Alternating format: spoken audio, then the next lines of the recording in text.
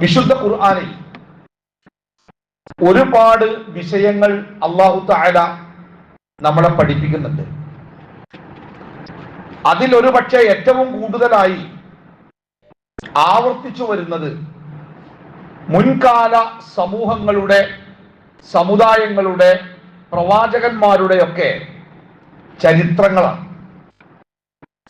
ചരിത്രം എന്നത് പിൽക്കാലത്ത് ജീവിക്കുന്നവർക്കുള്ള കൃത്യമായ ഒരു പാഠപുസ്തകമാണ്.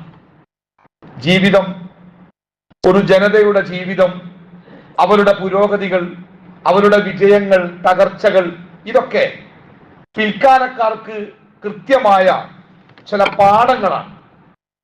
പ്രവാചകന്മാരുടെ കഥ പറഞ്ഞുകൊണ്ട് അല്ലാഹു തആല വിശുദ്ധ ഖുർആനിലൂടെ പഠിപ്പിക്കുന്നത് വകുല്ലൻ നഖുസ്സു അലൈക മിൻ അംബാഇർ റുസുൽ,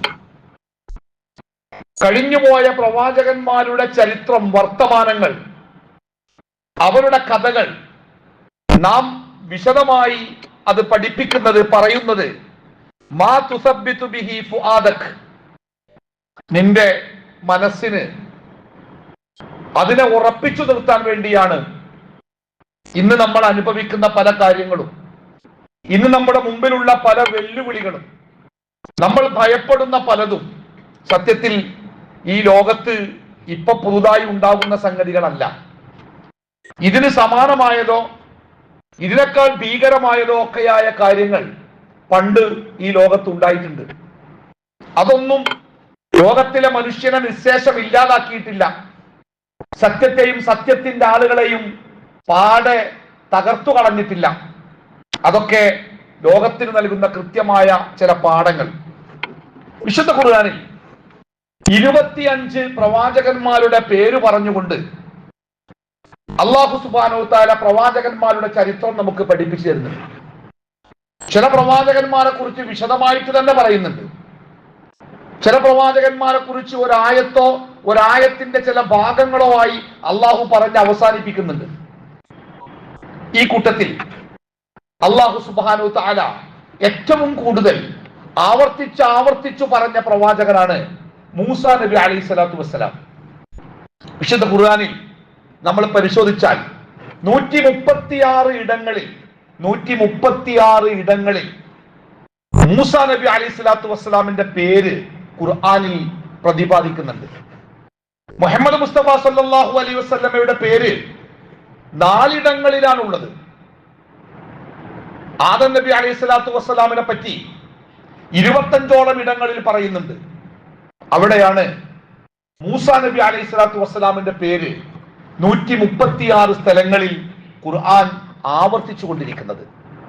മുൻകാല പ്രവാചകന്മാരെ കുറിച്ച് പറയുന്നതും പഠിപ്പിക്കുന്നതും അവരുടെ കഥ പറയുന്നതും പിൽക്കാലക്കാർക്കുള്ള മനസ്സിന് സ്വസ്ഥമുണ്ടാവാനും ധൈര്യമുണ്ടാവാനും അവരുടെ വിശ്വാസത്തെ ഉറപ്പിച്ചു നിർത്താനുമാണ് എന്നാണ് ഖുർആൻ പറയുന്നത്. മൂസാ നബി അലൈഹി സ്വലാത്തു വസ്സലാമിന്റെ ചരിത്രം നമുക്ക് നൽകുന്ന പാഠങ്ങൾ എന്തൊക്കെയാണ്? ആ പ്രവാചകന്റെ ചരിത്രത്തിൽ നിന്ന് നമ്മൾ ഉൾക്കൊള്ളേണ്ട ഏറ്റവും പ്രധാനപ്പെട്ട സംഗതികൾ എന്തൊക്കെയാണ്? ഇത് മുഹറം മാസമാണ്. മുഹറം മാസം 10 നോമ്പ് നോൽക്കണമെന്ന് പഠിപ്പിക്കുന്നതുമായി ബന്ധപ്പെട്ട് പ്രവാചകൻ സല്ലല്ലാഹു അലൈഹി വസല്ലമയിൽ നിന്ന് ഉദ്ധരിക്കുന്ന ഒരു ഹദീസ് ഉണ്ട്. റസൂലുള്ളാഹി സ്വല്ലല്ലാഹു അലൈഹി വസല്ലമ ഖദിമൻ നബി സ്വല്ലല്ലാഹു അലൈഹി വസല്ലം അൽ മദീന, നബി സല്ലല്ലാഹു അലൈഹി വസല്ലമ ഹിജ്റയിലൂടെ മദീനയിലേക്ക് എത്തിയപ്പോൾ ഫറആ അൽ യഹൂദ് തസൂമു യൗമ ആശുറ, മദീനയിൽ ഉണ്ടായിരുന്ന ജൂതന്മാർ, മക്കയിൽ അങ്ങനെ ജൂതന്മാരോ ക്രിസ്ത്യാനികളോ ഒന്നുമില്ല, അവിടെ ബഹുദൈവ വിശ്വാസികളായ ഒരു ജനത മാത്രമേ ഉള്ളൂ. മദീന അങ്ങനെയല്ല, വ്യത്യസ്തമായ വിഭാഗത്തിൽപ്പെട്ടവർ പാർക്കുന്ന ഒരു നാടാണ്. അവിടെ ജൂതന്മാർ, അവർ ഈ ദിവസം നോമ്പ് നോൽക്കുന്നത് പ്രവാചകൻ സല്ലല്ലാഹു അലൈഹി വസല്ലമയുടെ ശ്രദ്ധയിൽപ്പെട്ടു. ഫഖാല, അപ്പൊ നബി സല്ലല്ലാഹു അലൈഹി വസല്ലമ ചോദിക്കുന്നുണ്ട്, മഹാദ, എന്തുകൊണ്ടാണ് നിങ്ങൾ ഇന്ന് നോമ്പ് നോൽക്കുന്നത്? ഖാലു, അവർ പറഞ്ഞ മറുപടി, ഹാദാ യൗമുൻ സ്വാലിഹുൻ, ഹാദാ യൗമുൻ നജ്ജല്ലാഹു ബനി ഇസ്രായീല മിൻ അദുവ്വിഹിം. ഇത് അല്ലാഹു സുബ്ഹാനഹു തആല ബനൂ ഇസ്രായീല്യരെ അവരുടെ ശത്രുവിൽ നിന്ന് രക്ഷപ്പെടുത്തിയ ദിവസമാണ്. ഫസ്വാമഹു മൂസ, ഫസ്വാമഹു മൂസ. അന്ന് മുതൽ ആ ദിവസത്തിൽ മൂസ നബി അലൈഹി സ്വലാത്തു വസ്സലാം നോമ്പ് നോറ്റു. ഖാല, അപ്പൊ നബി സല്ലല്ലാഹു അലൈഹി വസല്ലം പറഞ്ഞു, ഫഅന അഹഖു ബിമൂസ മിൻകും, ഫഅന അഹഖു ബിമൂസ മിൻകും. മൂസ നബി അലൈഹി സ്വലാത്തു വസ്സലാമുമായി നിങ്ങളെക്കാളേറെ ബന്ധപ്പെട്ടവൻ ഞാനാണ്. മൂസ നബി അലൈഹി സ്വലാത്തു വസ്സലാം പഠിപ്പിച്ച ആദർശവും മൂസ നബി അലൈഹി സ്വലാത്തു വസ്സലാം പഠിപ്പിച്ച മൂല്യങ്ങളും അതേ ആദർശത്തിലും മൂല്യത്തിലും നിലനിൽക്കുന്നവനാണ് ഞാൻ. നിങ്ങളെക്കാളേറെ മൂസാ നബിയുമായി ബന്ധപ്പെട്ടവനും മൂസാ നബിയുമായി അവകാശപ്പെട്ടവനും ഞാനാണ്. റസൂലുള്ളാഹി സ്വല്ലല്ലാഹു അലൈഹി വസല്ലം ആ ദിവസം നോമ്പ് നോറ്റു. ഫഅമറ ബിസ്വിയാമി, മറ്റുള്ളവരോട് ആ ദിവസത്തിൽ നോമ്പ് നോൽക്കാൻ പ്രവാചകൻ കൽപ്പിക്കുകയും ചെയ്തു. അപ്പോ ഈ മുഹറം മാസത്തിന്റെ ചരിത്രം നമ്മുടെ മുമ്പിലേക്ക് വരുന്നത് മൂസാ നബി അലൈഹി സ്വലാത്തു വസ്സലാമിന്റെ ജീവിതത്തിന്റെ ഒരു ഏടാണ്. മൂസാ നബി അലൈഹി സ്വലാത്തു വസ്സലാം ബനൂ ഇസ്രായേലിലേക്ക് അള്ളാഹു പറഞ്ഞയച്ച ഒരു പ്രവാചകനാണ്. ആ പ്രവാചകന്റെ ജീവിതത്തിന്റെ തുടക്കം മുതൽ അദ്ദേഹം അഭിമുഖീകരിക്കുന്ന പ്രതിസന്ധികൾ, ആ പ്രതിസന്ധികളിലൂടെയുള്ള അദ്ദേഹത്തിന്റെ ക്ഷമയോടുകൂടിയുള്ള യാത്രകൾ, ആ യാത്രകളുടെ പര്യവസാനം എന്നോണം അള്ളാഹു അദ്ദേഹത്തിന് നൽകുന്ന മഹത്തായ വിജയങ്ങളും ജീവിത ലക്ഷ്യങ്ങളുടെ പൂർത്തീകരണവും. മൂസാ നബി അലൈഹി സ്വലാത്തു വസ്സലാം അദ്ദേഹം ജനിക്കുന്നത് തന്നെ ഒരുപാട് പ്രതിസന്ധികളുള്ള ഒരു കാലഘട്ടത്തിലാണ്. രാജ്യം ഭരിക്കുന്ന രാജാവിന്റെ ഉത്തരവുണ്ട്, എന്റെ നാട്ടിൽ ഇനി ബനൂ ഇസ്രായേലിയരുടെ കൂട്ടത്തിൽ ഒരാൺകുട്ടി ജനിച്ചുകൂടാ, അവിടെ ഇനി പെണ്ണുങ്ങളെ ഉണ്ടാവാൻ പാടുള്ളൂ. അതുകൊണ്ട് ഗർഭിണികളായ ബനൂ ഇസ്രായേലിൽപ്പെട്ട സ്ത്രീകൾ ഏതൊക്കെ വീട്ടിലുണ്ടോ അവിടൊക്കെ രാജാവിന്റെ കാവൽക്കാരുണ്ട്. അവർ പ്രസവിക്കുന്നത് ആൺകുട്ടിയാണെങ്കിൽ അവളെ വെച്ച് തന്നെ കൊന്നുകളയാൻ, പെണ്ണാണെങ്കിൽ അവളെ ജീവിക്കാൻ അനുവദിക്കാൻ. ഒരു സമൂഹത്തെ നശിപ്പിച്ചു കളയാനുള്ള, ഒരു സമൂഹത്തിന്റെ ശക്തിയെ ചോർത്തിക്കളയാനുള്ള ഏറ്റവും നല്ല മാർഗമാണിത്. ആ സമൂഹത്തിൽ പുരുഷന്മാർ ഉണ്ടാവാതിരിക്കാൻ ശ്രദ്ധിക്കുക. അത്രയും പ്രതിസന്ധി ഉള്ള ഒരു കാലത്താണ് മൂസാ നബി അലൈഹി സ്വലാത്തു വസ്സലാമിന്റെ മാതാവ് ഗർഭിണിയാകുന്നത്. മനസ്സിന്റെ ഉള്ളിൽ വല്ലാത്ത ഉത്കണ്ഠയുണ്ട്, പേടിയുണ്ട്. ലോകത്തിലെ ഒരുപാട് ഉമ്മമാർ പ്രാർത്ഥിക്കാറ് കുട്ടി ആണാവണമേ എന്നാണ്. പക്ഷേ ഈ ഉമ്മ പ്രാർത്ഥിച്ചു കാണും ആ കുട്ടി പെണ്ണായിരിക്കാൻ. കാരണം ജനിച്ചു വീഴുന്ന കുട്ടി ആണാണെങ്കിൽ ആ കുട്ടിയെ കൊന്നുകളയാനാണ് രാജകൽപ്പന. രാജകൽപ്പന നടപ്പിലാക്കാനുള്ള ആളുകൾ തന്റെ വീട്ടുമുറ്റത്തുണ്ട്. പക്ഷേ പ്രസവിച്ച് അവർക്ക് കിട്ടിയ കുട്ടി ആൺകുട്ടിയാണ്. അവരുടെ മനസ്സിൽ വല്ലാത്ത പേടിയുണ്ട്. പക്ഷേ അല്ലാഹു സുബ്ഹാനഹു വ തആല ആ ഉമ്മക്ക് നൽകുന്ന നിർദ്ദേശം, വൗഹൈനാ ഇലാ ഉമ്മി മൂസ, വൗഹൈനാ ഇലാ ഉമ്മി മൂസ, മൂസാ നബി അലൈഹി സ്വലാത്തു വസ്സലാമിന്റെ ഉമ്മക്ക് നാം ബോധനം നൽകി. എന്താണ് ആ ബോധനം? അൻ അർളിഇ, പ്രസവിക്കാൻ. فإذا خفت عليه فألقيه في اليم ولا تخافي ولا تحزني إنا رادوه إليك وجاعلوه من المرسلين. പ്രസവിച്ചു കഴിഞ്ഞ കുട്ടി ആൺകുട്ടിയാണെന്ന് അറിഞ്ഞപ്പോ ഭയചകിതയായി നിൽക്കുന്ന ഉമ്മാക്ക് അള്ളാഹുവിന്റെ നിർദ്ദേശം, ആ കുട്ടിയെ ഒരു പെട്ടിയിലാക്കി വീടിന്റെ സമീപത്തുകൂടി ഒഴുകുന്ന ആ നദിയിലേക്ക് ഇടുക. ഒരു ഉമ്മക്ക് ചെയ്യാൻ കഴിയാത്ത കൈവിറക്കുന്ന പ്രവൃത്തിയാണ്. പക്ഷെ ആ ഉമ്മക്ക് അല്ലാഹു തആല ഉറപ്പ് കൊടുക്കുകയാണ്, വലാ തഖാഫി വലാ തഹ്സനി, നീ പേടിക്കണ്ട, നീ ഭയപ്പെടണ്ട, നീ ദുഃഖിക്കണ്ട, നിന്റെ മകനെ ഞാൻ നിനക്ക് തിരിച്ചു തരും. വജാഇലൂഹു മിനൽ മുർസലീൻ, അവനെ പ്രവാചകന്മാരിൽപ്പെട്ടവനാക്കുകയും ചെയ്യും. ആ ഉമ്മക്ക് അള്ളാഹു ഉറപ്പ് കൊടുക്കുകയാണ്. അങ്ങനെ ആ ഉമ്മ ആ കുട്ടിയെ ഒരു പെട്ടിയിലാക്കി നദിയിലൊഴുക്കി. കഥയായും പ്രസംഗമായും കഥാപ്രസംഗമായും പാട്ടായിട്ടുമൊക്കെ നമ്മൾ കേട്ട ഒരുപാട് കഥകൾ, മൂസാ നബി അലൈഹി സ്വലാത്തു വസ്സലാമും നൈൽ നദിയുമായും ഒക്കെ ബന്ധപ്പെട്ട ഒരുപാട് ചരിത്രങ്ങൾ. മൂസാ നബി അലൈഹി സ്വലാത്തു വസ്സലാം ആ രാജകൊട്ടാരത്തിലെ രാജാവിന്റെ ഭാര്യയുടെ കയ്യിലെത്തുന്നു. ആ രാജാവിന് നല്ല ഉറപ്പുണ്ട്, ഈ കുട്ടി താൻ കൊല്ലാൻ പറഞ്ഞ ബനൂ ഇസ്രായേലിയരുടെ കൂട്ടത്തിൽപ്പെട്ട കുട്ടിയാണ്. താൻ കൊല്ലുമെന്ന് ഭയപ്പെട്ടത് കൊണ്ട് ഏതോ ഉമ്മ പുഴയിൽ എറിഞ്ഞതാണ്. രാജാവിന് നല്ല ഉറപ്പുണ്ട്. പക്ഷേ രാജപത്നി പറഞ്ഞു, ഇവനെ നമുക്ക് വളർത്താം. നമ്മളല്ലേ വളർത്തുന്നത്, നമ്മുടെ കൊട്ടാരത്തിലല്ല വളരുന്നത്, അതുകൊണ്ട് ഇവൻ നമുക്ക് എതിരാവുകയില്ല, ഇവനെ നമുക്ക് വളർത്താം. അങ്ങനെയാണ് ആ കുട്ടി കൊട്ടാരത്തിൽ വളരുന്നത്. നമ്മൾ മനസ്സിലാക്കേണ്ട ഏറ്റവും പ്രധാനപ്പെട്ട ഒരു സംഗതി, നമ്മളൊക്കെ പലപ്പോഴും എത്രമാത്രം വിശ്വാസികളാണെങ്കിലും ആദർശമുള്ളവരാണെങ്കിലും ചില പ്രതിസന്ധികൾക്ക് മുമ്പിൽ നമ്മുടെ വിശ്വാസങ്ങളെയും ആദർശങ്ങളെയും നമ്മൾ അടിയറവെക്കും. അതെ, അങ്ങനെ എപ്പോഴൊന്നും മതത്തിന്റെ കൂടെ നിന്ന കാര്യം നടക്കൂല. അതുകൊണ്ട് ഇനിയിപ്പോ നമുക്ക് തോന്നിയതുപോലെ നമ്മുടെ ബുദ്ധി ഉപയോഗിച്ച്, നമ്മുടെ ബലം ഉപയോഗിച്ച്, നമ്മുടെ സ്വാധീനം ഉപയോഗിച്ച് ഇനി നമ്മൾ പ്രവർത്തിക്കണം, അല്ലെങ്കിൽ നമ്മൾ രക്ഷപ്പെടൂല. അല്ലാഹു സുബ്ഹാനഹു വ തആല ഉറപ്പ് നൽകുന്നത് അള്ളാഹുവിന്റെ കൽപ്പനകൾ മുറുകെ പിടിച്ച് ജീവിക്കുന്നിടത്തോളം അള്ളാഹുവിന്റെ സഹായം അവർക്കുണ്ടായിരിക്കും. പക്ഷെ ക്ഷമയോടുകൂടി അതുവരെ കാത്തിരിക്കാൻ പലപ്പോഴും മനുഷ്യൻ തയ്യാറാവാത്ത അവസ്ഥ അല്ലേ? മൂസാ നബി അലൈഹി സ്വലാത്തു വസ്സലാമിന്റെ മാതാവ് അള്ളാഹുവിന്റെ കൽപ്പന ഒരു സ്ത്രീ അറച്ചു നിൽക്കുന്ന സമയത്ത് അള്ളാഹുവിന്റെ കൽപ്പന അനുസരിക്കുമ്പോൾ നോക്കൂ നിങ്ങൾ, ആ രാജകൊട്ടാരത്തിൽ എത്തിച്ച കുട്ടി, ആ കുട്ടിക്ക് മുല കൊടുക്കണം, പാല് കൊടുക്കണം, ചെറിയ കുട്ടിയാണ്. നാട്ടിലുള്ള ഉമ്മമാരെയൊക്കെ വിളിച്ചു വരുത്തി. പക്ഷേ ആ കുട്ടി പാല് കുടിക്കുന്നില്ല. അവസാനം ആരോ പറഞ്ഞു, ഒരു ഉമ്മയുണ്ട് ഇങ്ങനെ ഒരു നാട്ടിൽ, നല്ല സ്ത്രീയാണ്. ആളെ അയച്ചു, ആ ഉമ്മയെ വരുത്തി. ആ ഉമ്മ മൂസാ നബി അലൈഹി സ്വലാത്തു വസ്സലാമിന്റെ ശരിക്കുള്ള ഉമ്മയാണ്. രാജാവ് അറിയില്ല ഇത് ഉമ്മയാണ് ഇത് കുട്ടിയാണ് എന്ന്. അഥവാ അല്ലാഹു സുബ്ഹാനഹു തആല മൂസാ നബി അലൈഹി സ്വലാത്തു വസ്സലാം ജനിക്കാതിരിക്കാൻ തന്ത്രങ്ങൾ നെയ്ത ആ രാജാവിന്റെ അന്തപുരത്തിൽ തന്നെ അല്ലാഹു തആല മൂസാ നബിയെ വളർത്തുകയാണ്. സ്വന്തം മാതാവിന്റെ മടിത്തട്ടിൽ തന്നെ സ്നേഹം നിറച്ച് രാജ്യത്തിന്റെ കൊട്ടാരത്തിന്റെ പ്രൗഢിയിൽ ആ കുട്ടി വളരുകയാണ്. നമ്മളെപ്പോഴും ജീവിതത്തിൽ മനസ്സിലാക്കേണ്ട സംഗതിയാണത്. പിശാച് നമ്മളെ തെറ്റിക്കാനുള്ള ഇത്തരം സന്ദർഭങ്ങളിലാണ്.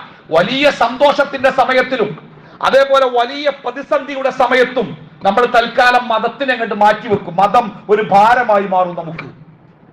അത്തരം സന്ദർഭങ്ങളിൽ മതം നമുക്കൊരു ഭാരമായിട്ടാണ് മാറും. ചിലപ്പോൾ വലിയ സന്തോഷം, വലിയൊരു കല്യാണം നടക്കുക, കല്യാണം അവിടെ ഇസ്ലാമം നോക്കാൻ പറ്റില്ല, അടിച്ചു പൊളിക്കുക, അവിടെ മതം നോക്കിയാലേ നമ്മൾ പിന്തിരിപ്പന്മാരാവും. അതുകൊണ്ട് നമ്മുടെ കല്യാണങ്ങളൊക്കെ അടിപൊളിയാവും, ദീന് പുറത്താവും. സങ്കടം വരുമ്പോൾ അങ്ങനെ തന്നെ. ഇനിയിപ്പോ അത് നോക്കിയിട്ട് കാര്യമില്ല, ഇനി വേറെന്താ മാർഗം, ആ മാർഗം നോക്കണം, അതിലാരെ കൂടിയാ പോകണം, അതിനാര് പറഞ്ഞാൽ കേൾക്കണം, അങ്ങോട്ട് പോവാ. അവിടെ മതത്തെ നമ്മൾ മാറ്റിവെക്കുക. മതം നമുക്കൊരു ബാധ്യതയാവാം. ജീവിതത്തിന്റെ ഏത് പ്രതിസന്ധിയിലും സൃഷ്ടാവായ പടച്ച റബ്ബ് അവൻ തന്ന ജീവിതം, അവൻ തന്ന പ്രതിസന്ധി, അതിന്റെ പരിഹാരവും അവനാണ് നൽകേണ്ടത് എന്നിരിക്കെ ആ സൃഷ്ടാവിനെ മാറ്റിവെച്ച് പിന്നെ ആരുടെ വഴിയാണ്, ഏത് വഴിയാണ് ഒരു മനുഷ്യന് തിരഞ്ഞെടുക്കാൻ അവന്റെ മുമ്പിലുള്ളത്? അപ്പൊ മൂസാ നബി അലൈഹി സ്വലാത്തു വസ്സലാമിന്റെ ചരിത്രത്തിന്റെ തുടക്കത്തിൽ തന്നെ നമുക്ക് കിട്ടുന്ന പാഠം, അദ്ദേഹത്തിന്റെ ജീവിതത്തിലെ ഈ മഹത്തായ സന്ദേശം നോക്കൂ. മൂസാ നബി അലൈഹി സ്വലാത്തു വസ്സലാമിനെ അള്ളാഹു പ്രവാചകനാക്കുന്നുണ്ട്. പ്രവാചകനാക്കിയിട്ട് അള്ളാഹു മൂസാ നബി അലൈഹി സ്വലാത്തു വസ്സലാമിനെ ആദ്യം പറഞ്ഞയക്കുന്നത് എവിടുക്കാര്യങ്ങൾ? ഇദ്ഹബ് ഇലാ ഫിർഔന ഇന്നഹു തഗാ. ആരാണ് ഈ ഫിർഔൻ എന്നറിയോ? മൂസാ നബി അലൈഹി സ്വലാത്തു വസ്സലാം വളർന്ന കൊട്ടാരത്തിന്റെ ചക്രവർത്തിയാണ് ഈ ഫിർഔൻ. വലിപ്പത്തിൽ വളർന്നു വന്നപ്പോൾ മൂസാ നബി അലൈഹി സ്വലാത്തു വസ്സലാമിന് പറ്റിയ ഒരു അബദ്ധം, അദ്ദേഹത്തിന്റെ മനസ്സിൽ തന്റെ വർഗത്തോടുള്ള വല്ലാത്ത സ്നേഹമുണ്ട്. തന്റെ വർഗമായ ബനൂ ഇസ്രായേലർ അനുഭവിക്കുന്ന കഠിനമായ പീഡനങ്ങൾ അദ്ദേഹത്തിന്റെ മനസ്സിനെ വല്ലാതെ അസ്വസ്ഥമാക്കുന്നുണ്ട്. അദ്ദേഹം മനസ്സുകൊണ്ട് അവരുടെ കൂടെയാണ്, പക്ഷെ വളരുന്നത് കൊട്ടാരത്തിലാണ്. പുറത്തിറങ്ങി അദ്ദേഹം കണ്ടത് തന്റെ വർഗത്തിൽപ്പെട്ട ബനൂ ഇസ്രായേലിൽപ്പെട്ട ഒരാളും രാജകുടുംബത്തിൽപ്പെട്ട ഒരാളും തമ്മിലുള്ള ഒരു ഷണ്ടയാണ്, ഒരു ബഹളമാണ്. മൂസാ നബി അലൈഹി സ്വലാത്തു വസ്സലാമിന് അദ്ദേഹം തന്റെ വർഗത്തിൽപ്പെട്ട അല്ലെങ്കിൽ തന്റെ കൂട്ടത്തിൽപ്പെട്ട ബനൂ ഇസ്രായേൽക്കാരനെ സഹായിക്കാൻ വേണ്ടി ഇറങ്ങിച്ചെല്ലുകയാണ്. പക്ഷേ ആ വാഗ്വാദത്തിൽ, ആ കയ്യേറ്റത്തിൽ മറുഭാഗത്തുള്ളയാൾ കൊല്ലപ്പെട്ടു. അഥവാ രാജകുടുംബത്തിന്റെ കൂടെയുള്ളയാൾ കൊല്ലപ്പെട്ടു. വിവരം ആരും അറിഞ്ഞില്ല. ആരാണ് കൊന്നതെന്നോ ആരാണ് കൊലയാളിയെന്നോ ആർക്കും അറിയില്ല. പക്ഷെ രാജ്യത്താകമാനം അതൊരു വലിയ സംഭവമായി. രാജകുടുംബത്തിൽപ്പെട്ട ഒരാൾ കൊല്ലപ്പെട്ടിരിക്കുന്നു. അതൊരു ചെറിയ വാർത്തയല്ലല്ലോ, വലിയ വാർത്തയാണ്. ആരും അറിയാത്തത് കൊണ്ട് തന്നെ ആകെ രണ്ടാണ് അറിഞ്ഞത്. ഒന്ന് മൂസാ നബിയാണ്, ഒന്ന് തന്റെ വർഗത്തിൽപ്പെട്ട ബനൂ ഇസ്രായേലിൽപ്പെട്ട ഒരാളാണ്. വിവരം ആരും അറിഞ്ഞില്ല. അതങ്ങനെ അങ്ങോട്ട് പോയി. പിന്നീട് മൂസാ നബി അലൈഹി സ്വലാത്തു വസ്സലാം വീണ്ടും കാണുന്നത് തലേ ദിവസം താൻ പ്രശ്നത്തിൽ ഇടപെട്ട് താൻ രക്ഷപ്പെടുത്തിയ തന്റെ വർഗത്തിൽപ്പെട്ട അതേ വ്യക്തി മറ്റൊരാളുമായിട്ട് ശണ്ട കൂടുന്നു. തലേ ദിവസം തോന്നിയ സഹതാപമല്ല മൂസാ നബിക്ക് പിറ്റേ ദിവസം തോന്നിയത്. ഇയാൾക്ക് എന്തു തന്നെ പരിപാടി, എല്ലാരോടും കച്ചറക്കാരൻ തന്നെയാ. അദ്ദേഹം തന്റെ കുടുംബത്തിൽപ്പെട്ട ആളെ ദേഷ്യപ്പെട്ട് ശാസിച്ച് എന്നിട്ട് അയാളെ സഹായിക്കാൻ വേണ്ടി മൂസാ നബി അങ്ങോട്ട് ഇറങ്ങിച്ചെന്നു. തലേ ദിവസം ഒറ്റയടിക്ക് ഒരാളെ കൊല്ലുന്നത് കണ്ടവനാണ് ഈ ബനൂ ഇസ്രായേൽക്കാരൻ. മൂസാ നബി അലൈഹി സ്വലാത്തു വസ്സലാം ദേഷ്യപ്പെട്ട് ഇറങ്ങി വന്നപ്പോ അയാൾക്ക് തോന്നി എനിക്ക് നേരെയാണ് വരവ്. അയാൾ പേടിച്ചിട്ട് ഉറക്കം വിളിച്ചു പറഞ്ഞത്രേ, ഇന്നലെ അയാളെ കൊന്നതുപോലെ നീ എന്നെ കൊല്ലാനാണോ വരുന്നത്? വാർത്ത പരന്നില്ലേ, കാട്ടുതീ പോലെ പടർന്ന്. രാജകൊട്ടാരത്തിൽ ഗൂഢാലോചനകൾ ഉണ്ടായി. രഹസ്യമായി രാജാവിനറിയാം തന്റെ ഭാര്യ വളർത്തുന്ന ചെറുപ്പക്കാരനാണ്, ഭാര്യ അയാൾക്കൊപ്പമായിരിക്കും. അതുകൊണ്ട് തന്നെ ഭാര്യ അറിയാതെ രാജകൊട്ടാരത്തിന്റെ അന്തപുരങ്ങളിൽ എവിടെയോ ഗൂഢാലോചന, മൂസാ നബിയെ കൊല്ലാൻ. അയാൾ നമ്മുടെ ശത്രുവാണ്, അയാളെ ഇനി വെച്ചുവെക്കാൻ പാടില്ല. സഹൃദയനായ ഗുണകാംക്ഷിയായ ഒരാൾ മൂസാ നബി അലൈഹി സ്വലാത്തു വസ്സലാമിനോട് വിവരം പറയണേ, നിങ്ങളെ കൊല്ലാൻ തീരുമാനമായിട്ടുണ്ട്, കാര്യങ്ങൾ മുന്നോട്ട് പോകുന്നുണ്ട്, എത്രയും പെട്ടെന്ന് രക്ഷപ്പെട്ടോളൂ. മൂസാ നബി അലൈഹി സ്വലാത്തു വസ്സലാം ആ നാട് വിട്ട് പാതിരാത്രിയിൽ ഓടിപ്പോവുകയാണ്. അല്ലേ, ആരോരുമില്ലാതെ, കുടുംബമില്ല, ഒന്നുമില്ല, അദ്ദേഹം ഓടിപ്പോവുകയാണ്. ആ പോക്കില് ഒരു മരച്ചുവട്ടിലിരുന്ന് അദ്ദേഹം നടത്തിയ ഒരു പ്രാർത്ഥനയുണ്ട്. എത്രമാത്രമാണ് അദ്ദേഹത്തിന്റെ നിസ്സഹായത എന്ന് ബോധ്യപ്പെടുത്താം. റബ്ബി ഇന്നി ലിമാ അൻസൽത ഇലയ്യ മിൻ ഖൈരിൻ ഫഖീർ. പടച്ചോനെ, എന്താണോ നീ എനിക്ക് ഇപ്പൊ തരുന്നത്, എന്ത് തന്നാലും റബ്ബെ അതെനിക്കിപ്പോ എനിക്ക് ആവശ്യമാണ്. ഒരു തുള്ളി വെള്ളാവാ, ഒരു വറ്റാവാ, ഒരു കഷ്ണം തുണിയാവാ, ഇരിക്കാൻ ഇടമാവാ, കിടക്കാൻ ഇടമാവാ, എന്താവാം. എന്ത് റബ്ബെ നീ എനിക്ക് ഇപ്പൊ തരുന്നുണ്ടോ അത് എന്താവട്ടെ, അത് ആവശ്യമുള്ള ഒരു ഫക്കീറാണ് ഞാൻ. എത്ര ദൈന്യതയിലാണ്, എത്ര നിസ്സഹായതയിലാണ് മൂസാ നബിയുടെ പ്രാർത്ഥന. അള്ളാഹു മൂസാ നബി അലൈഹി സ്വലാത്തു വസ്സലാമിനെ പ്രവാചകനാക്കിയിട്ടേ ആദ്യം പോകാൻ പറഞ്ഞ എങ്ങട്ടാ നിങ്ങള്? ഈ ഫിറോവിന്റെ കൊട്ടാരത്തിലേക്ക്. ആരെ? തന്നെ കൊല്ലാൻ വേണ്ടി കളമൊരുക്കുമ്പോൾ അവരുടെ കണ്ണ് വെട്ടിച്ച് കൊട്ടാരത്തിൽ നിന്നും ജീവനം കൊണ്ട് ഓടിപ്പോന്ന ആ കൊട്ടാരത്തിലേക്ക് 10 കൊല്ലം കഴിഞ്ഞ് മൂസാ നബി അലൈഹി സ്വലാത്തു വസ്സലാമിനെ അള്ളാഹു പ്രവാചകനായി പറഞ്ഞയക്കാം. ഇദ്ഹബാ ഇലാ ഫിറഔന ഇന്നഹു തഗാ. അപ്പോ മൂസാ നബി അലൈഹി സ്വലാത്തു വസ്സലാമിനെ പ്രവാചകനാക്കി അള്ളാഹു നിശ്ചയിക്കുന്ന ഒരു രംഗമുണ്ട്. ആ സമയത്ത് മൂസാ നബി അലൈഹി സ്വലാത്തു വസ്സലാമിന് തന്റെ കഴിവുകേടുകളെ കുറിച്ച് നല്ല ബോധ്യമുണ്ട്.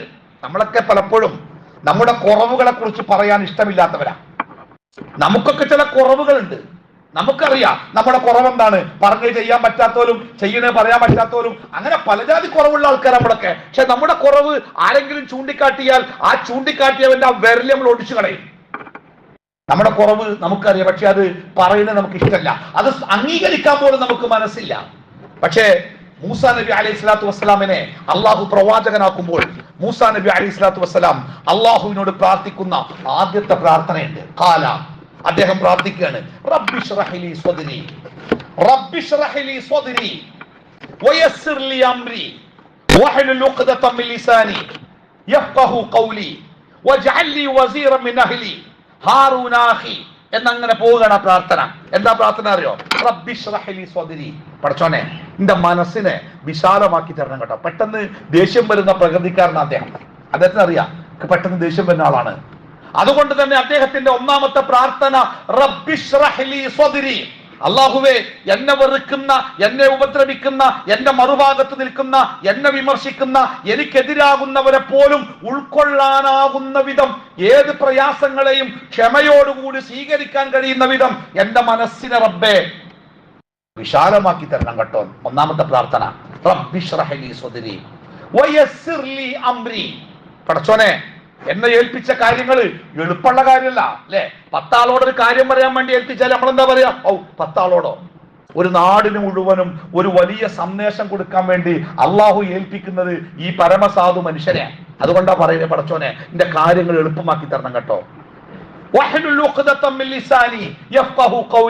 അദ്ദേഹത്തിന്റെ പ്രശ്നം അദ്ദേഹത്തിന്റെ നാവ്. അദ്ദേഹം സംസാരിച്ച പെട്ടെന്ന് ആൾക്കാർക്ക് മനസ്സിലാക്കാൻ പറ്റൂല. ഒരു കെട്ടുണ്ട് നാവ്. കെട്ട് പറഞ്ഞാല് സംസാരം മറ്റുള്ളവർക്ക് മനസ്സിലാക്കാൻ കഴിയാത്ത വിക്ക് പോലെയുള്ള എന്തോ ഒരു അസ്വസ്ഥത അദ്ദേഹത്തിന്റെ സംസാരത്തിനുണ്ട്. അദ്ദേഹം പറയുന്നത് എന്റെ വാക്കുകൾ ആളുകൾക്ക് മനസ്സിലാകുന്നതിന് വേണ്ടി അള്ളാഹുവേ എന്റെ നാവിന്റെ കെട്ട് നീ അഴിച്ചു തരണം, നന്നായിട്ട് സംസാരിക്കാൻ, ഞാൻ പറയുന്നത് ആളുകൾക്ക് കേൾക്കത്തക്ക വിധം എന്റെ സംസാരത്തെ നീ സുഗമമാക്കണം. എന്നിട്ട് അദ്ദേഹം പറയുന്ന ഒരു വാക്ക് കൂടി ഉണ്ട്, പടച്ചോനെ ഒറ്റക്കാണ്, ആരുമില്ല, കൂടെ ഉണ്ട് എന്ന് പറയാൻ ആരുമില്ല. ഏൽപ്പിക്കപ്പെട്ട ദൗത്യമാവട്ടെ ഏറെ ഉത്തരവാദിത്തമുള്ളവരാ. അതുകൊണ്ട് പടച്ചോനെ എന്റെ ഒരു സഹോദരനുണ്ട്, ആ സഹോദരന്റെ പേര് ഹാറൂൻ എന്നാണ്. ഹാറൂൻ മൂസാ നബിയുടെ സഹോദരനാണ്. അല്ലാഹുവേ എന്റെ കുടുംബത്തിൽ നിന്ന് എനിക്കൊരു സഹായിയെ ഉണ്ടാക്കി തരണം. ഹാറൂനാഹി, എന്റെ സഹോദരനായ ഹാറൂൻ, ആ ഹാറൂനെ എന്റെ സഹായിയായി പടച്ചോനെ എനിക്ക് നീ ഏൽപ്പിച്ചു തരണം. കാരണം ഈ വലിയ ഉത്തരവാദിത്വം നിർവഹിക്കാൻ ഒരുപാട് കഴിവുകേടുകൾ എനിക്കുണ്ട്. അള്ളാഹു അദ്ദേഹത്തിന്റെ പ്രാർത്ഥന അങ്ങനെ തന്നെ കേൾക്കുകയാണ്. അങ്ങനെയാണ് അദ്ദേഹത്തിന്റെ സഹോദരൻ ഹാറൂനെ അള്ളാഹു ഒരു നബിയായിട്ട് നിശ്ചയിക്കുന്നത്. ആ രണ്ടുപേരോടുമാണ് അള്ളാഹു പറയുന്നത്, നിങ്ങൾ രണ്ടുപേരും ഫിർഔനിന്റെ അടുത്തേക്ക് ചെല്ലണം. ഇന്നഹു തഗാ, അവൻ ഭയങ്കരമായ അതിക്രമം പ്രവർത്തിക്കുന്നുണ്ട്, അതിര് കവിഞ്ഞിട്ടുണ്ട്. എന്താണ് ഫിർഔൻ എന്താ പ്രഖ്യാപിച്ചതറിയോ? അന റബ്ബുക്കുമുൽ അഅല, ഞാനാണ് റബ്ബ്, ഞാനല്ലാത്ത വേറെ ഒരു ദൈവമൊന്നുമില്ല, ഞാനാണ് റബ്ബ്, എല്ലാവരും എന്നെയാണ് ആരാധിക്കേണ്ടത്. നമ്മളൊക്കെ പല രാജാക്കന്മാരെ കുറിച്ചും പല ഭരണാധികാരികളെ കുറിച്ചും ഒക്കെ അങ്ങനെ ചർച്ച ചെയ്യാറില്ലേ? അവർക്കൊക്കെ അപ്പുറത്താണ് പോയ കാലത്തെ മർദ്ദകന്മാരായ ചൂഷകന്മാരായ ഭരണാധികാരികളുടെ അവസ്ഥകൾ. ഞാൻ തന്നെയാണ് ദൈവം, അങ്ങനെ പറയാൻ ദൈവമുള്ള ഭരണാധികാരികളൊന്നും നമ്മുടെ നാട്ടിലില്ലല്ലോ. ഞാൻ തന്നെയാണ് ദൈവം, നിങ്ങളൊക്കെ എന്നെ മാത്രമേ ആരാധിക്കാവൂ എന്ന് പറയാൻ മാത്രം ധാർഷ്ട്യമുള്ള അഹങ്കാരികളായ ഭരണാധികാരികളില്ലേ? അത്തരം ഭരണാധികാരികൾ മുൻകാലങ്ങളിൽ ഉണ്ടായിട്ടുണ്ട്. അതുകൊണ്ട് നിങ്ങൾ എന്തിനാ ബേജാറാവണ് എന്നാണ് ഖുർആൻ നൽകുന്ന പാഠങ്ങൾ അല്ലേ?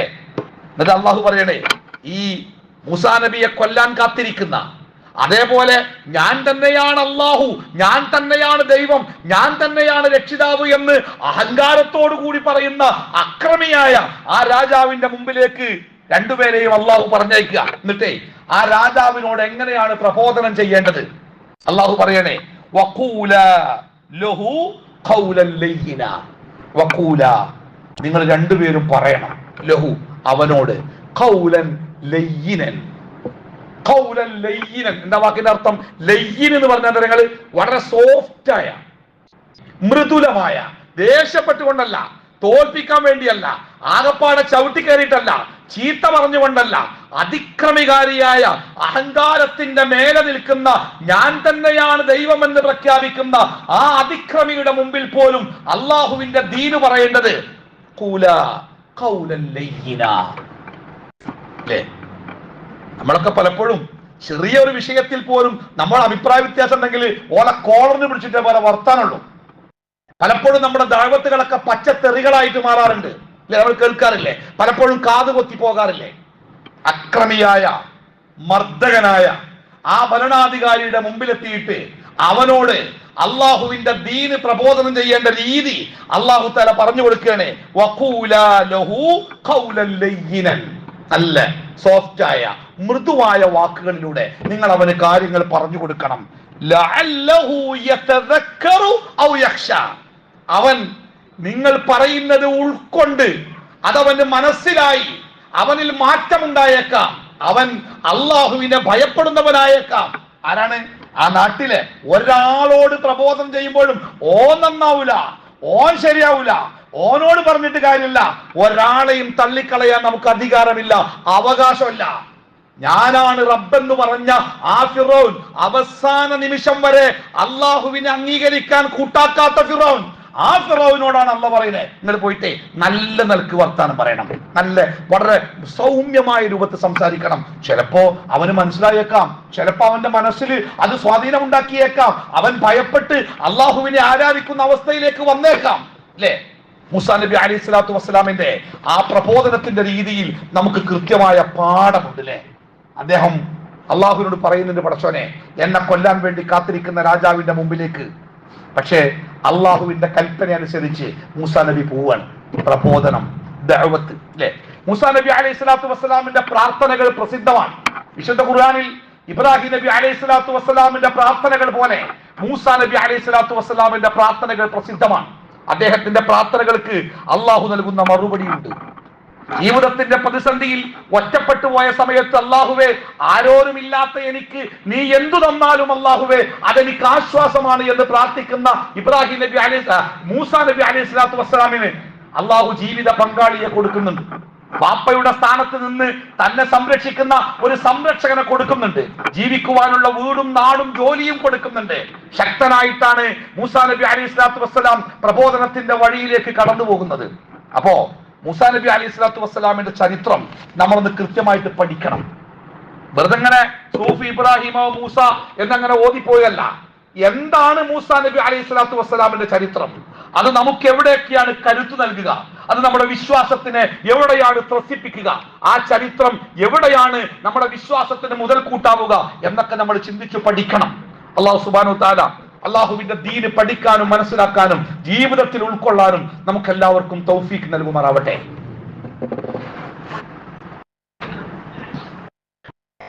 അൽഹംദുലില്ലാഹി റബ്ബിൽ ആലമീൻ വസ്സലാത്തു വസ്സലാമു അലാ റസൂലിഹിൽ അമീൻ വഅലാ ആലിഹി വസ്വഹ്ബിഹി അജ്മഈൻ. അമ്മാ ബഅദു അയ്യുഹന്നാസ് ഇത്തഖുല്ലാഹ്. അള്ളാഹുവിന്റെ വിധി വിലക്കുകൾ സൂക്ഷിച്ചു ജീവിക്കണമെന്ന് ഒന്നുകൂടി ഓർമ്മപ്പെടുത്തുകയാണ്. മൂസാ നബി അലൈഹി സ്വലാത്തു വസ്സലാമിന്റെ കാലഘട്ടത്തിൽ അദ്ദേഹത്തെ അള്ളാഹു നിശ്ചയിക്കുന്നത് ബനൂ ഇസ്രായേലിയർക്കിടയിലേക്കാണ്. അവർ അന്ന് ആ രാജ്യത്ത് അടിമകളെ പോലെയാണ് അടിമകളെ പോലെ എന്നല്ല, അടിമകളായിട്ടാണ് ജീവിക്കുന്നത്. മൂസാ നബി അലൈഹി സ്വലാത്തു വസ്സലാം ഭരണാധികാരിയുടെ മുമ്പിൽ ചെന്ന് പറയുന്നുണ്ട്, ബനൂ ഇസ്രായേലിയരെ എനിക്ക് വിട്ടുതരൂ, ഞാൻ അവരെ കൊണ്ടുപോയിക്കോളാം, നീ അവരെ ഉപദ്രവിക്കരുത്. പക്ഷേ അഹങ്കാരിയായ ആ ഭരണാധികാരി അത് കേട്ടില്ല, അത് അദ്ദേഹം വില വെച്ചില്ല. മൂസാ നബി അലൈഹി സ്വലാത്തു വസ്സലാം പാതിരാത്രിയിൽ തന്റെ കൂടെ ഇറങ്ങി വരാൻ ബനൂ ഇസ്രായേലിയരെ വിളിക്കുകയാണ്. അവർ മൂസാ നബി അലൈഹി സ്വലാത്തു വസ്സലാമിന്റെ കൂടെ ഇറങ്ങി പുറപ്പെട്ടു. പക്ഷേ നേരം പുലരും മുമ്പേ അവരെത്തിയത് കടലിന്റെ തീരത്താണ്. മുമ്പിൽ തിരയടിക്കുന്ന കടലാണ്. ഇനി എന്ത് ചെയ്യും? തിരിച്ചുപോക്ക് അസാധ്യമാണ്. അവർ രാത്രിയിൽ രക്ഷപ്പെട്ടിരിക്കുന്നു എന്നറിഞ്ഞ രാജാവും സൈന്യത്തെയും കൂട്ടി അവർ പുറപ്പെട്ട വഴിയെ പുറപ്പെട്ടിരിക്കുന്നു. കടലിനും ചെകുത്താനുമിടയിൽ എന്ന് പറഞ്ഞ പോലെ കടലിനും സൈന്യത്തിനുമിടയിൽ ആ ജനത കുടുങ്ങിപ്പോവാണ്. അവരെല്ലാവരും മൂസാ നബിയെ കുറ്റപ്പെടുത്തുകയാണ്. മൂസ, നീ എന്തിനാണ് ഞങ്ങളെ വിളിച്ചിറക്കി കൊണ്ടുവന്നത്? ഞങ്ങൾക്ക് മരണം ഉറപ്പായില്ലേ? ഇനി വഴികളൊന്നുമില്ലല്ലോ. ഒന്നുകിൽ കടലിൽ ചാടി മരിക്കണം, അല്ലെങ്കിൽ രാജഭടന്മാരുടെ വെട്ടുകൊണ്ട് മരിക്കണം. വേറെന്തെങ്കിലും വഴിയുണ്ടോ?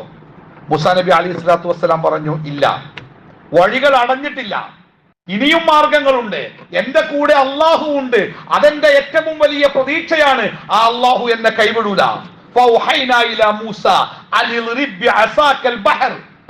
അള്ളാഹു താല മൂസാ നബിയോട് പറയുന്നുണ്ട്, മൂസ, നീ നിന്റെ കയ്യിലെ വടി കൊണ്ട് ആ സമുദ്രത്തിൽ അടിക്കുക.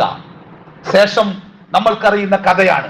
ആ സമുദ്രത്തിലെ വെള്ളം രണ്ടു ഭാഗത്തേക്ക് വഴിമാറുകയും മൂസാ നബിയും കൂട്ടരും ആ വഴിയിലേക്ക്, ഉണങ്ങിയ വഴിയിലേക്ക് അവർ മൂസാ നബിയുടെ കൂടെ ഇറങ്ങി.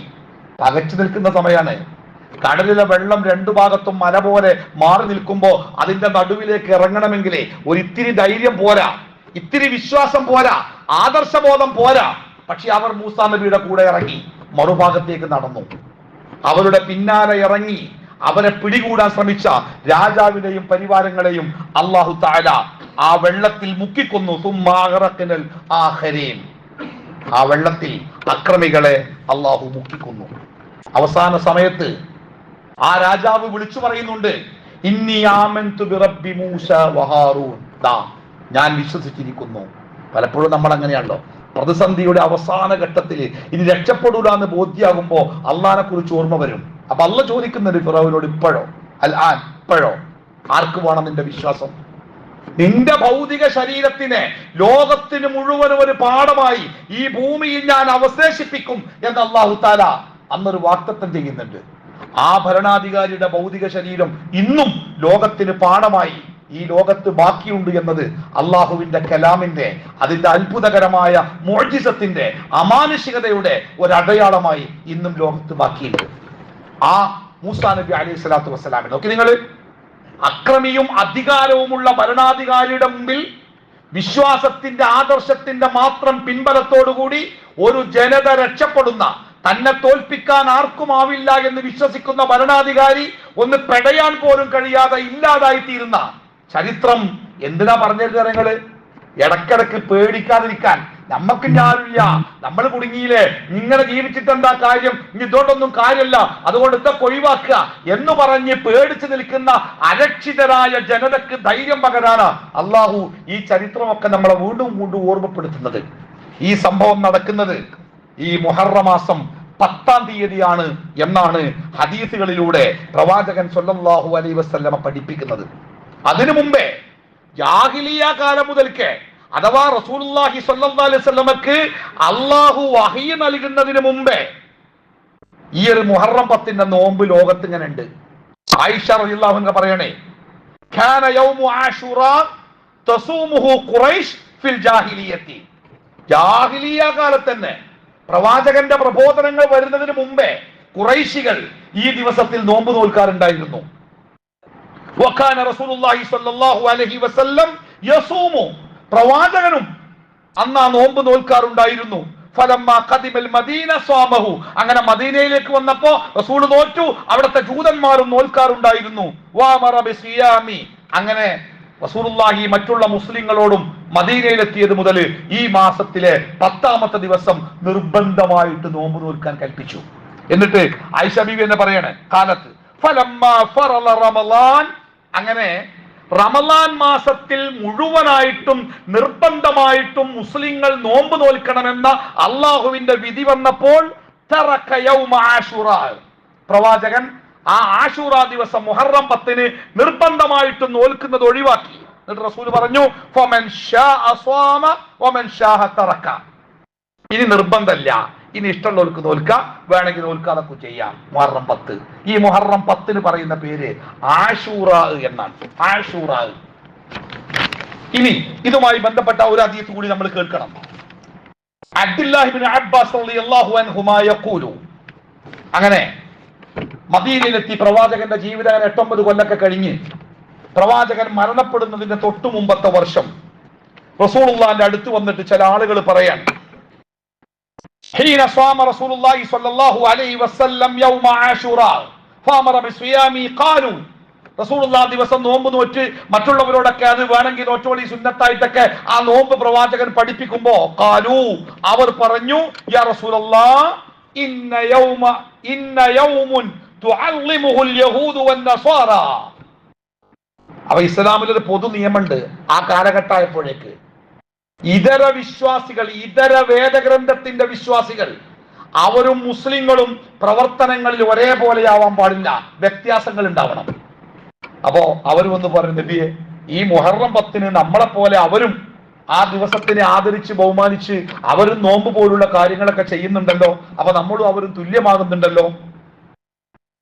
ഫഖാല റസൂലുള്ളാഹി സ്വല്ലല്ലാഹു അലൈഹി വസല്ലം, അപ്പോ നബി സ്വല്ലല്ലാഹു അലൈഹി വസല്ലം പറഞ്ഞു, ഫഇദാ കാനൽ ആമുൽ മുഖ്ബിൽ ഇൻഷാ അല്ലാഹ് സുംനാ അൽ യൗമ അത്താസിഅ.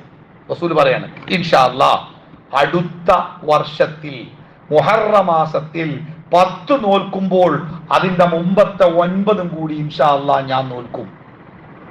അതായത് 10 എല്ലാവരും നോൽക്കുന്നുണ്ട്, അതിൽ നിന്ന് വ്യത്യസ്തരായി ഇൻഷാ അല്ലാഹ് അടുത്ത ഈ മുഹറം മാസത്തിൽ 9 കൂടി നാം നോൽക്കും.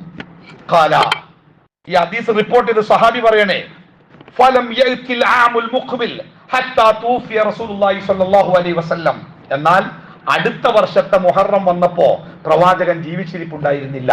പ്രവാചകൻ അതിന്റെ മുമ്പത്തെ റബീഉൽ അവ്വൽ മാസത്തിൽ പ്രവാചകൻ മരണപ്പെട്ടിരുന്നു. അപ്പോ മുഹറം 10 ആശൂറ നോമ്പ് നോൽക്കൽ ഏറ്റവും ശ്രേഷ്ഠമായ ദിവസം. അടുത്ത വർഷത്തിൽ ഞാനുണ്ടെങ്കിൽ 9 നോൽക്കുമെന്ന പ്രവാചകന്റെ വാക്കിന്റെ അടിസ്ഥാനത്തിൽ ആ 9 നോൽക്കൽ ഒരു വിശ്വാസിക്ക് പവിത്രമാണ്, പ്രതിഫലാർഹമായ കാര്യമാണ്. മുഹറം 10 നോമ്പിനെ കുറിച്ച് റസൂൽ പറഞ്ഞത് സൗമു യൗമി അറഫ യുകഫിറു സനതൈൻ. അറഫാ ദിവസത്തിലെ നോൽമ്പ് 2 വർഷത്തിലെ പാപങ്ങൾ പൊറുക്കുവാൻ കാരണമാകും. വസൗമു ആശുറ, ഈ മുഹറം 10 നോമ്പുണ്ടല്ലോ, യുകഫിറു സനതൻ മാളിയ, കഴിഞ്ഞ ഒരു വർഷത്തിൽ നമ്മുടെ ജീവിതത്തിൽ സംഭവിച്ചു പോയ ചെറിയ തെറ്റുകൾ പൊറുക്കാൻ ഈ നോമ്പ് കാരണമാകും. അല്ലേ?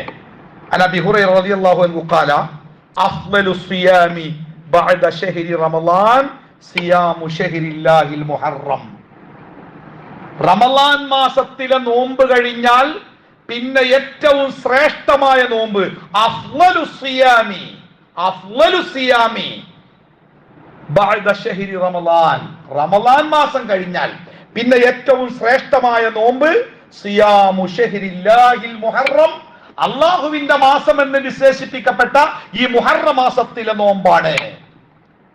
ഇബ്നു അബ്ബാസ് റളിയല്ലാഹു അൻഹു ഉദ്ധരിക്കുന്ന ഹദീസിൽ കാണാം, മാ റഅയ്തു നബി സല്ലല്ലാഹു അലൈഹി വസല്ലം യതഹറ സിയാമ യൗമിൻ ഫളലഹു വലാ ഗൈരിഹി ഇല്ലാ ഹാദൽ യൗം. റമദാൻ മാസം കഴിഞ്ഞാൽ പിന്നെ റസൂലുള്ള ഏറ്റവും താല്പര്യത്തോടെ ഏറ്റവും താല്പര്യത്തോടു കൂടി പ്രവാചകൻ അനുഷ്ഠിക്കുന്ന നോമ്പായിട്ട് ഈ മുഹറത്തിലെ നോമ്പിനെയാണ് ഞങ്ങൾ കണ്ടത് എന്ന് സഹാബത്ത് നമുക്ക് പഠിപ്പിച്ചു തരുന്നുണ്ട്. അപ്പോ മുഹറം 10 എന്തായാലും നോൽക്കുക. രണ്ടാമത്തെ ഹദീസിന്റെ അടിസ്ഥാനത്തിൽ മുഹറം 9 കൂടി നോൽക്കാൻ വേണ്ടി ശ്രമിക്കുക. എന്താണ് മുഹറം 10, 9 ഒക്കെ? മാസപ്പിറവിയുടെ അടിസ്ഥാനത്തിൽ ഇൻഷാ അല്ലാഹ് അടുത്ത തിങ്കളാഴ്ച മുഹറം 9 ചൊവ്വാഴ്ച മുഹറം 10. ചില അഭിപ്രായ വ്യത്യാസങ്ങൾ ഈ വിഷയത്തിൽ നാട്ടിലൊക്കെ ഉണ്ടാവും. ചില ആളുകളൊക്കെ അവരുടെ കണക്കുകളും മാസപ്പിറവിയൊക്കെ നോക്കിയിട്ട് ബുധനാഴ്ചയാണ് 10 എന്ന് പറയുന്നുണ്ട്. നമ്മെ സംബന്ധിച്ചിടത്തോളം കൃത്യമായ ഗോളശാസ്ത്ര കണക്കിന്റെ അടിസ്ഥാനത്തിലാണ് മാസപ്പിറവിയെ നിശ്ചയിച്ചതിന്റെ അടിസ്ഥാനത്തിൽ കേരള ഹിലാൽ കമ്മിറ്റിയുടെ നിർദ്ദേശപ്രകാരം തിങ്കളാഴ്ചയാണ് മുഹറം 9, ചൊവ്വാഴ്ച മുഹറം 10. ഈ ദിവസങ്ങളിൽ നോമ്പ് നോൽക്കാൻ വേണ്ടി ശ്രദ്ധിക്കുക. അല്ലാഹു സുബ്ഹാനഹു വ തആല യഥാർത്ഥ മുഅ്മിനുകളായി ജീവിക്കാൻ നമുക്കെല്ലാവർക്കും തൗഫീഖ് നൽകുമാറാവട്ടെ. അള്ളാഹുവിന്റെ ദീനിനെ ജീവിതത്തിൽ ഉൾക്കൊണ്ട് അവസാനം വരെ ഒരു ശരിയായ മുഅ്മിനായി ജീവിക്കാൻ അള്ളാഹു നമുക്കെല്ലാവർക്കും ഈമാനും തഖ്വയും പ്രദാനം ചെയ്യുമാറാവട്ടെ. ഏതൊരു പ്രതിസന്ധിയിലും ഏതൊരു പ്രയാസത്തിലും മുൻകാല പ്രവാചകന്മാരുടെ മാതൃക പോലെ അള്ളാഹുവിന്റെ ദീനിനെ നെഞ്ചോട് ചേർത്ത് പിടിച്ചുകൊണ്ട് ജീവിക്കും.